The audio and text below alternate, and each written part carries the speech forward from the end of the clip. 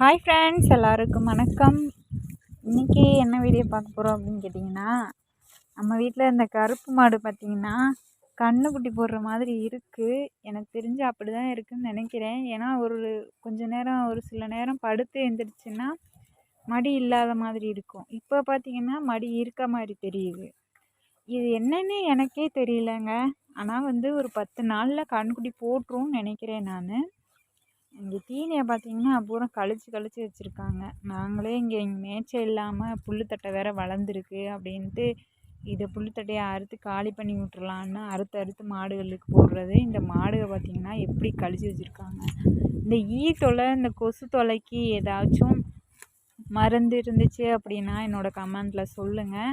நாங்கள் தண்ணி ஒரு மருந்து வாங்கி அதை தண்ணியில் கலக்கி அடைச்சி பார்த்தோம். அது கேட்கல. அந்த மருந்து உடம்புல படும்போது நாக்கு போய் மாடு அந்த நாக்கில் நக்கும்போது அந்த மருந்து வாய்க்குள்ளே போகிற மாதிரி இருக்குது. சரிங்களா? இதுக்கு இயற்கையாக ஏதாவது மருந்து இருந்துச்சு அப்படின்னா என்னோடய கமெண்ட்டில் மறக்காமல் சொல்லுங்கள்.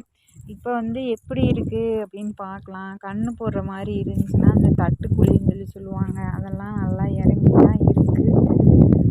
அறையெல்லாம் நல்லா தலை இருக்குது. மடி தான் ஒன்றும் தெரியலை.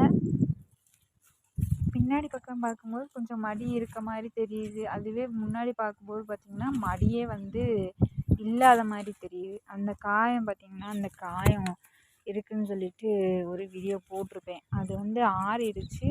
அப்போ காயமானது இன்னமும் லேசாக இருக்குது. அது ஆறிடும்னு நினைக்கிறேன். இல்லைன்னா அது பழையபடியும் இன்னொரு வைத்தியம் தான் பார்க்கணுங்க. இந்த மாடுக்கு புதுசாக ஒரு பிரச்சனை கண்டுபிடிச்சிருக்குறோம். அப்படி என்னன்னு தானே கேட்குறீங்க. நீங்களும் கூட தெரிஞ்சுக்குங்க என்ன பிரச்சனைன்னு சொல்லிட்டு. அந்த மாவு மாதிரி ஏதாவது ஒரு பொருட்கள் போட்டோம் அப்படின்னா, என்னென்னா அரிசி மாவு, இந்த மாட்டு தீவனமே மாவு மாதிரி இருக்கிற மாட்டு தீவனத்தை போட்டு இந்த மாடு தண்ணி குடிச்சிச்சு அப்படின்னா இந்த மாடு கால் நொண்டுதுங்க. என்னம்மா புதுசாக சொல்கிறிய அப்படின்னு சொல்லி கேட்காதீங்க. நிஜமாகவே இந்த கால் இருக்குது பார்த்திங்களா, இந்த குழம்பு, இந்த கால் இங்கே 2 காலில் ஏதாவது ஒரு கால் தான் நொண்டும். ஒரு காலில் அப்புறம் மருந்து அடித்து அப்புறம் டாக்டர் கூப்பிட்டு ஊசி போட்டோம் அப்படின்னா ஒரு காலில் சரியாயிடும். அதே அந்த மருந்து மாவு மாதிரியான பொருட்கள் போட்டு தண்ணி குடிக்கும்போது பழையபடி இன்னொரு கால் நொண்டும்.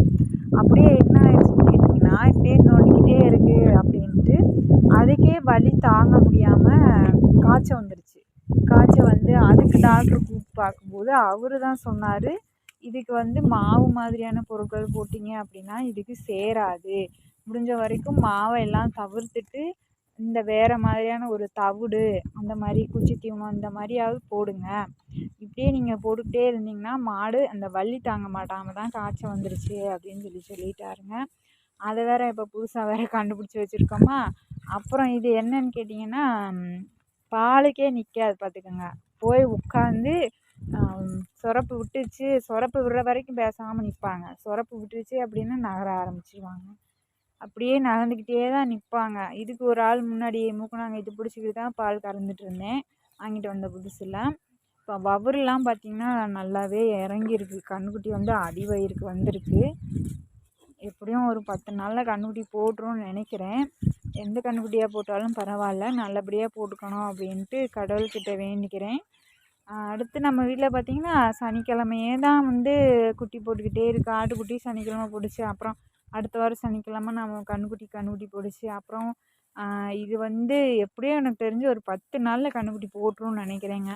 அப்படி கன்றுக்குட்டி போட்டுச்சு அப்படின்னா ஒரு வீடியோ எடுத்து போடுறேன் உங்களுக்கு. எங்களை மாதிரி விவசாய சேனலுக்கு சப்போர்ட் பண்ணுங்கள்.